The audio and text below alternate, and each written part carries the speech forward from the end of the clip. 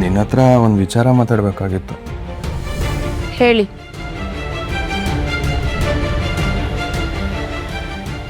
ಹೇಳಿ ಅಂದೆ.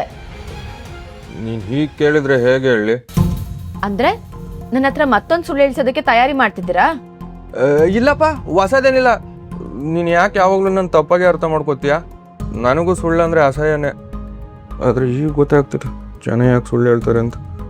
ಎಲ್ಲರೂ ಹೇಳ್ತಾರೆ ಅಂತ ನೀವು ಅದೇ ಸಾಲಲ್ಲಿ ನಿಂತ್ರೆ ನಿಮ್ಗೂ ಅವ್ರಿಗೂ ಏನು ವ್ಯತ್ಯಾಸ ಇರುತ್ತೆ? ಮದ್ವೆಗೆ ಮುಂಚೆ ಇವರೆಲ್ರಿಗಿಂತ ವಿಭಿನ್ನ ಅಂತಾನೆ ನಿಮ್ಮನ್ನ ನಾನು ಒಪ್ಕೊಂಡಿದ್ದು. ಮತ್ತೆ ಮತ್ತೆ ಹೇಳಿದ್ರೆ ನಿನಗೆ ಕೋಪ ಬರುತ್ತೆ. ನಾನೇನು ಬೇಕು ಅಂತ ಇದನ್ನೆಲ್ಲ ಮಾಡೋದ್ನಾ? ಪರಿಸ್ಥಿತಿ ಆಗಿದೆ. ನೀವು ಮಾಡೋ ತಪ್ಪಿಗೆ ಪರಿಸ್ಥಿತಿನ ಹೊಣೆ ಮಾಡಬೇಡಿ. ಬಿಡಿ, ಮತ್ತೆ ಮತ್ತೆ ಇದನ್ನೇ ಮಾತಾಡೋದಕ್ಕೆ ನನಗೂ ಇಷ್ಟ ಇಲ್ಲ. ಅದೇನು ವಿಷಯ ಅಂತ ಹೇಳಿ. ಈಗಾಗಲೇ ಅತ್ತೆ ನಾಳೆ ವರಮಹಾಲಕ್ಷ್ಮಿ ಹಬ್ಬದ ಬಗ್ಗೆ ನಿನಗೆ ಹೇಳಿರ್ತಾರೆ.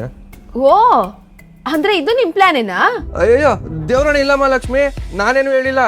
ನನಗೂ ಅತ್ತೆ ಫೋನ್ ಮಾಡಿ ಹೇಳಿದಾಗಲೇ ಗೊತ್ತಾಗಿದ್ದು. ಅವ್ರ ಮಾತಲ್ಲಿ ನನಗೆ ಅರ್ಥ ಆಗಿದ್ದೇನಪ್ಪ ಅಂದರೆ, ಈ ಪೂಜೆ ಬಗ್ಗೆ ಅವ್ರು ತುಂಬ ಕನ್ಸರ್ನ್ ಇಟ್ಕೊಂಡಿದ್ದಾರೆ. ನಮ್ಮಿಬ್ರು ಮುನ್ಸು ಅದಕ್ಕೆ ಮುಳ್ಳಾಗ್ಬಾರ್ದಲ್ವಾ? ಇದು ನಿಮ್ಮ ಅತ್ತೆ ಮೇಲಿರೋ ಪ್ರೀತಿನ ಅಥವಾ ನಮ್ಮತ್ತೆಗೆ ಇರೋ ಸತ್ಯ ಗೊತ್ತಾಗ್ಬಿಡುತ್ತೆ ಅನ್ನೋ ಆತಂಕನ? ಎರಡೂ ಅಲ್ಲ, ಜವಾಬ್ದಾರಿ. ಇಲ್ಲಿ ಮನೆ ಹಿರಿಮಗನಾಗಿ, ಅಲ್ಲಿ ಅತ್ತೆ ಮನೆ ದೊಡ್ಡ ಅಳಿನಾಗಿ.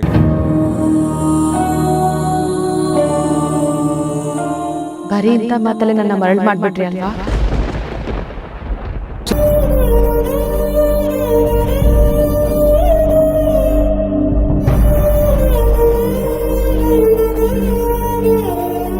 ಅಷ್ಟು ಸಣ್ಣವನಾಗಿ ನೋಡ್ಬೇಡ ನನ್ನನ್ನು. ಪರಿಸ್ಥಿತಿನ ತಿಳಿ ಮಾಡೋ ಮಾತಲ್ಲಿ ವಿನಯನೇ ತುಂಬಿರೋದು. ಎಲ್ಲ ಗೊತ್ತಿರೋ ನಿನ್ಗೆ ಇದು ಗೊತ್ತಿಲ್ವಾ?